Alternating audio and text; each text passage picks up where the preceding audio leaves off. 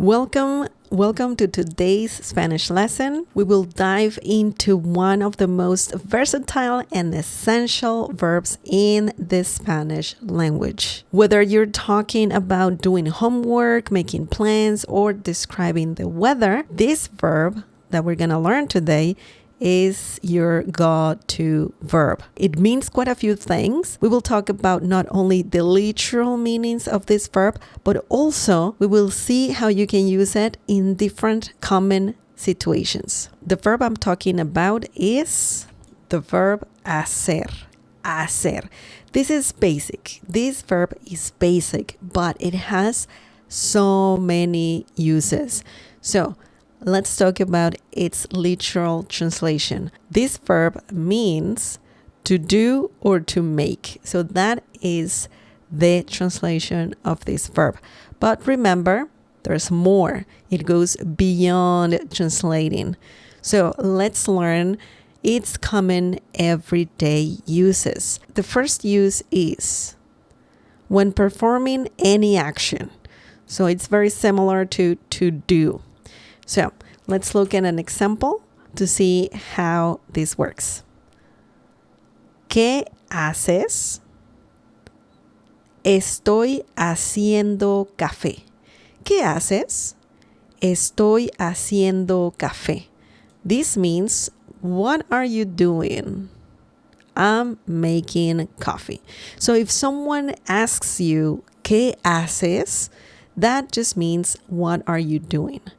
And then you can answer by saying what you're doing. In this situation, we have estoy haciendo café. Now, let's break this down and let's see how hacer works in this example. ¿Qué is a great question word. ¿Qué means what. Okay? What. Haces. Tú haces, we're talking about tú, which means you. And remember, we don't use subject pronouns all the time. So you can just use the conjugated verb. In this situation, we have the verb hacer, which is the verb that we're learning. Haces means you doing. Okay, but we are talking about a question. We have a question. So when you say ¿Qué haces? It's similar to saying what are you doing? Okay, what are you doing? ¿Qué haces? And then we have estoy. Estoy means I am. Yo estoy. We don't need yo. We just need estoy. And that means I am. Haciendo. We have the verb hacer right here, and we have it in the gerund form. So similar to the ing in English, the gerund form of the verb hacer is haciendo. Haciendo. So we have the verb hacer twice here. So haciendo in this situation means making. It's quite interesting because the first hacer is right here and it means doing. Okay, and then we have haciendo, which means to be making something. Okay, so in this situation we have café. Café means coffee. So if you're making coffee, you can use the verb hacer. If you want to ask what are you doing, you can also use the verb hacer. So this is quite interesting and really important to remember that hacer can mean both things, to do and to make. Excellent. ¿Qué haces? Also technically means what are you making? It depends on the situation, but it means what are you doing or what are you making? Excellent. Let's look at the next use of the verb hacer. The next use is to make. Now let's focus on the meaning to make. So you can use hacer if you're creating something, cooking something, or baking something. Now let's look at an example using the verb hacer when it means to make. Hice un pastel delicioso. Hice un pastel delicioso. This means I made a delicious cake. Let's break this down. Hice. This is the verb hacer conjugated in the present tense. Hice means I made. You can say yo hice, but you don't need to say yo. So if you say hice, that means I made. A pastel, cake, delicioso, delicious. Okay, so there's nothing difficult there. In this example, we can see that we used hacer when making something like a cake, when baking something, or in general cooking. So you could be making food, hacer comida, to make food. You could also use hacer when creating something in general. Okay, so we could be talking something as simple as making a list for whatever reason. So you can say estoy haciendo una lista. Let me just remove the red. Estoy haciendo una lista. And this means I am or am making a list. Okay, so something as simple as that. You're technically making something, so you can use hacer in that situation. And that's very, very common. Estoy, I am, or I am. Haciendo, making. Una, a lista. Lista means list. Okay? Excellent. So that is easy. Now that we talked about the two most basic uses of the verb hacer, let's talk about other uses, more complex uses of the verb hacer. So the next use is when causing or bringing about. This use refers to making something happen, provoking a reaction, or bringing about a change or condition. So essentially you need hacer plus a noun, or hacer plus an adjective. You can also use the verb hacer plus a verb. Now let me show you some examples so you know what I mean. The first example is me haces reír. Me haces reír. And that means you make me laugh. So someone is causing a reaction. Let's break this down. Me means I, me, and myself. In this situation means me. Me is a reflexive pronoun. Haces, tú haces. We don't need tú, we need haces. And haces means you make. Okay? And then we have the verb reír. Reír means to laugh. In this situation, we have the verb hacer plus a verb in the infinitive form. Reír means to laugh. If you want to add a verb right after hacer, you can use the verb in the infinitive form. Reír, correr, caminar. So that means don't conjugate it. Me haces reír, you make me laugh. You could also say, let's change this and let's have enojar. Enojar. Me haces enojar. Enojar is a verb in the infinitive form, and that's similar to saying you make me angry. Enojar is a verb. It means to make angry. But in English, it works differently. You have angry. In Spanish, we have the infinitive form of a verb. So the verb is enojar. You can also change this to something else. For example, you can have me haces llorar. And llorar is, of course, a verb in the infinitive form. And llorar means to cry. So you're technically saying you make me cry. Okay? So this is a very interesting use of the verb hacer. It's creating or causing a reaction. Now let's use hacer and a noun. El medicamento hizo efecto rápido. El medicamento hizo efecto rápido. This means the medicine kicked in quickly or took effect quickly. That's the literal translation. So let's break this down. The medicamento, that's a long word. It means medicine or medication. Hizo, this is the verb hacer, conjugated, of course, in present tense. Let's include efecto. Hacer efecto, that's actually a phrase that means to kick in. Okay, when talking about medications. So, hizo efecto, kicked in, rápido. Rápido, quickly.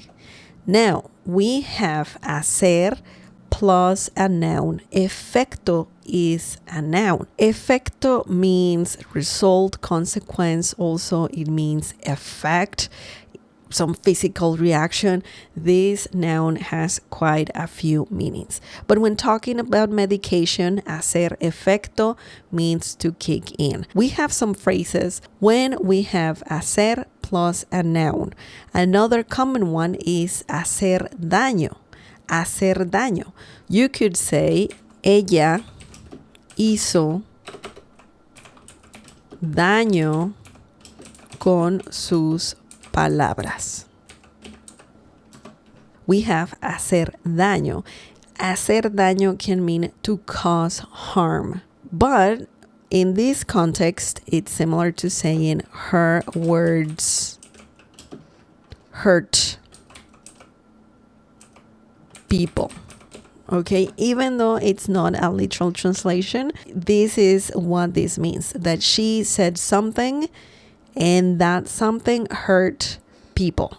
Okay, so hacer daño in this situation means to hurt someone or to cause harm. Again, we're causing a reaction. You can see the verb hacer right here and the noun daño as well. So hacer daño. Now let's use hacer with an adjective.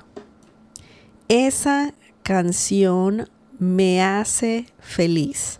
Esa canción me hace feliz. That means that song makes me happy. Let's break this down. Esa means that. Canción means song. Me can mean me, I, or myself. And in this situation means me. Hace, makes. Okay, makes. Feliz. Feliz, happy. So we have the verb hacer and an adjective. Feliz, triste, happy, sad, enojado, angry. So you can also use hacer plus an adjective. It's crazy how hacer is so versatile. You can use it with adjectives, with nouns, and also with verbs. Now, let's look at the next use of the verb hacer. The next use is when expressing time and talking about the weather. Also, when talking about time. If you want to say an hour ago, a year ago, a minute ago, you can use the verb hacer in that situation as well. So let's look at some examples using hacer when it means that. So the first example is hace frío, hace frío. And this means it's cold. Hace, in this particular situation, when talking about the weather, it means it's frío means cold. You can change this, of course, to something else. You can say, for example, hace calor. And that means it's hot. Calor in this situation means hot. You can also say hace sol. That one is quite interesting, and it means it's sunny. Okay, so that is another interesting phrase you can use. We have also, for example, hace viento. Hace viento, and viento means wind, but it's similar to saying it's windy. Okay, we also have something like this. You can say hace buen tiempo. Hace buen tiempo, and that means the weather is nice, or it's a nice weather. The weather is nice, it's a nice weather. Buen tiempo, when using this in Spanish, buen tiempo means just, when talking about the weather, means the weather is nice. So it's just nice. Weather is nice, or it's nice outside, similar to saying that as well. Now, you can also say the opposite and say hace mal tiempo. Mal tiempo means the weather is bad. Those are some common phrases using hacer when talking about the weather. Now, let's talk about expressing time. This one is a common one as well. For example, hace una hora. Hace una hora. What does that mean? This means an hour ago. Hace una hora. If someone says, did you see this person? Yeah, I saw this person. Hace una hora, an hour ago. ¿Viste esta persona? Sí, la vi hace una hora. Hace, in this situation, we don't have the literal translation, but it's similar to saying ago in this particular situation. Una means an, and then we have hora. Hora means hour. Hace una hora, an hour ago. Obviously, you can change this to something else. You can say hace un año, and that means a year ago. Okay, so this is quite interesting. We have the verb hacer right here and right here at the beginning. Hace, and you're talking about the weather and you're talking about time. Isn't that interesting? I believe it is. I believe it is. Now let's look at the last use of the verb hacer, the last common use, and this one is a bit more advanced. So the last use of the verb hacer is to pretend. And specifically, you need the phrase hacer como que or hacerse. Okay, so these two right here. Hacer como que or hacerse. Hacer como que. Hacerse. So hacerse means we have se, and that means that you can use reflexive pronouns with the verb hacer. And here you only need to conjugate the verb hacer. Okay? You don't need reflexive pronouns with this one.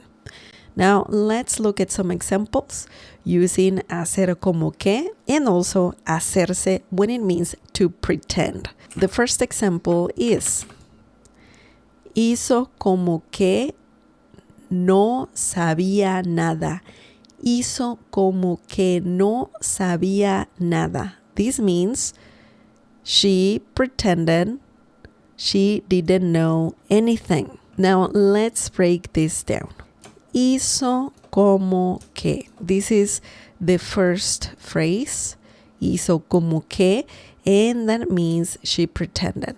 Obviously, you can say ella hizo como que, but you don't have to. You don't have to, unless you want to be very specific. And then we have no sabía. No sabía means she didn't know. Ella no sabía. She didn't know nada. Nada means anything. Remember, no can mean didn't, no, will not, or won't, wouldn't, and no, of course. And in this situation, because we have sabía, no sabía, that means she didn't know, okay? She's pretending in this situation, and we used the phrase hace como que, okay? Now, let's look at the last example, and let's use hacerse. The next example is se hace el dormido. Se hace el dormido. And that means he pretends to be asleep. So, this is quite interesting as well because we have the verb hacer right here and we have a reflexive pronoun, se hace. So we're using this one right here, se hace. Se hace means he pretends or she pretends. So you can say, if you want to be specific when talking about he, she, you can say él se hace, ella se hace. In those situations, it's good when talking about he or she to clarify right from the beginning, and then right after you don't have to use the subject pronouns él, ella constantly. So se hace means he pretends. El dormido. This is an interesting term because essentially you're saying to be asleep.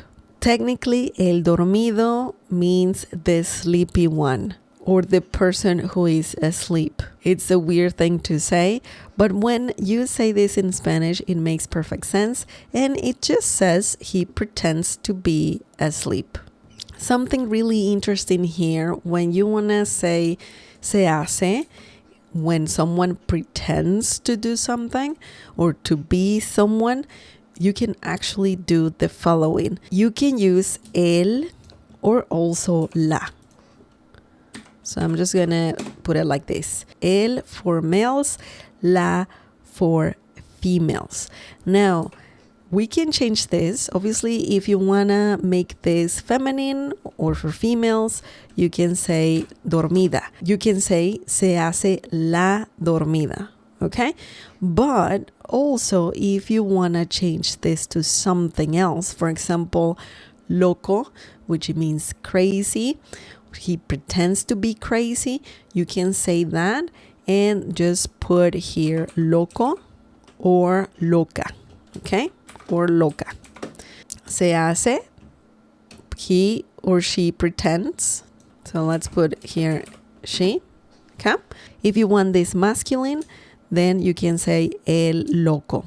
Se hace el loco, and that means he pretends to be crazy.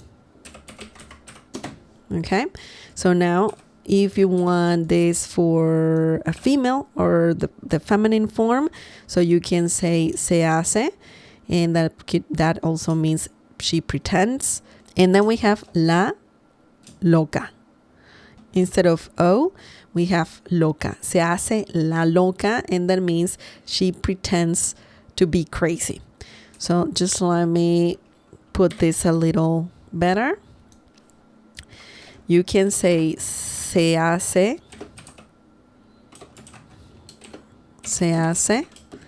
el loco. He pretends to be crazy, or se hace la loca. She pretends to be crazy. So that's the formula. You can use el or la, and then when saying the adjective, you can say loco, for example, or loca. Okay, loco, loca. And this phrase works really well with adjectives. So this part right here, loco, dormido, feliz, triste, and so on. Wow, this verb hacer has quite a few uses. So if you want to practice your Spanish, Please leave your examples in the comment section down below. Also, if you have any questions, just let me know. I'll try my best to answer them all. Thanks for watching. I hope you liked this video. If you did, please give it a like. That helps me a lot. Muchas gracias. Nos vemos a la próxima. Thank you so much. I'll see you next time. Bye. I want to give a big shout out to our Cafecito members: Christopher Michael, Ruby Brockenberry, Brianna L, Michael Lee, Regulation D, Hanko Juan, Christine Mache, Washti Bader, Formula Air JSE, Alan K, James Torma, Sherry Davis, Rich G, Judy Baldock, and Geraldo Sandoval, who got a Cafecito membership recently. Thank you to all our Cafecito members. If you want to support this channel and buy me a cup of coffee, please check out the Cafecito membership by clicking on the join button down below. Muchas gracias.